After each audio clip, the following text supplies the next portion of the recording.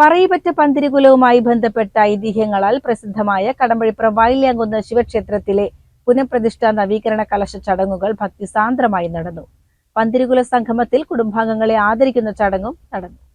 ക്ഷേത്രം തന്ത്രിമാരായ അണിമംഗലം വാസുദേവൻ നമ്പൂതിരിപ്പാട്, നാരായണൻ നമ്പൂതിരിപ്പാട് എന്നിവരുടെ മുഖ്യ കാർമ്മികത്വത്തിലാണ് വ്യാഴാഴ്ച രാവിലെ വിശേഷാൽ പൂജകളോടെ ചടങ്ങുകൾ ആരംഭിച്ചത്. രാവിലെ 7:33-നും 9:36-നും ഇടയിലുള്ള ഇടവൻ രാശി മുഹൂർത്തത്തിൽ പുനഃപ്രതിഷ്ഠാ കർമ്മങ്ങൾ നടന്നു. തുടർന്ന് അന്നദാനവും ഉണ്ടായിരുന്നു.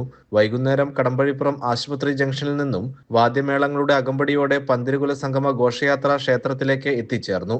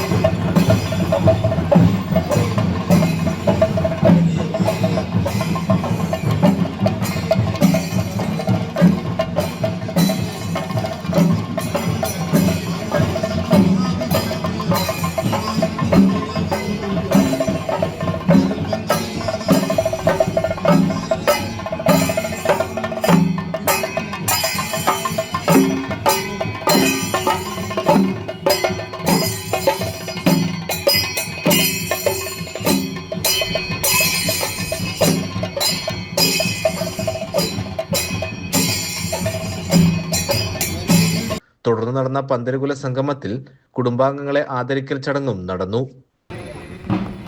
സ്വീകരിക്കുന്ന മഹനീയമായ മുഹൂർത്തമാണ് ഇപ്പോൾ നടന്നുകൊണ്ടിരിക്കുന്നത്. അതിൽ പങ്കുകൊള്ളുവാൻ ഈ നാട്ടിലെ എല്ലാ ഭക്തജനങ്ങളെയും സാക്ഷ്യം ചെയ്തുകൊള്ളുന്നു. മഹാദേവ ചൈതന്യത്താൽ കുടികൊള്ളും ശ്രീ വായില്യാങ്കുന്നിലപ്പന്റെ പുണ്യഭൂമിയിലേക്ക് പന്തിരുകുലത്തിന്റെ പിന്തുണക്കാർക്ക് ഹാർദമായ സ്വാഗതം നേരുന്നു.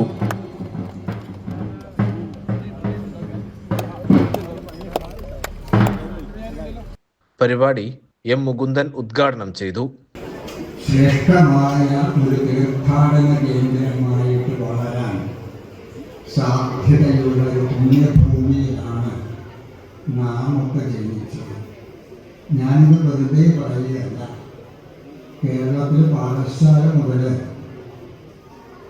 കാസർഗോഡ് വരെ അച്ചിക്കാലം ആ സ്ഥലം വരെയൊക്കെ സന്ദർശിക്കാനുള്ള അവസരം കിട്ടിയിട്ടുണ്ട്. ആ സമയത്ത് അവിടെ പോയി പരിചയപ്പെടുത്തുമ്പോൾ മാഷ നാട് ഏതാണ് ചോദിക്കുമ്പോൾ കടമ്പഴിപ്പുറം, അത് പാലക്കാട് ജില്ലയിൽ എന്നൊക്കെ പറഞ്ഞാൽ അത് എവിടെയാണ് എന്നൊരു ചോദ്യം ചോദിക്കും. മറിച്ച് ഞാൻ വായില്യാങ്കുന്നിലപ്പൻ്റെ നാട്ടിൽ നിന്നാണ് വരുന്നത് എന്ന് പറഞ്ഞു കഴിഞ്ഞാൽ പിന്നെ കല്ലും പിടിക്കുക. കാരണം ആ ഒരു സൗഭാഗ്യം. ശിവാനന്ദ സരസ്വതി മഹാരാജ് മുഖ്യാതിഥിയായിരുന്നു. ക്ഷേത്ര നവീകരണ കമ്മിറ്റി സെക്രട്ടറി എ വിജയൻ ചടങ്ങിനെ സ്വാഗതം പറഞ്ഞു.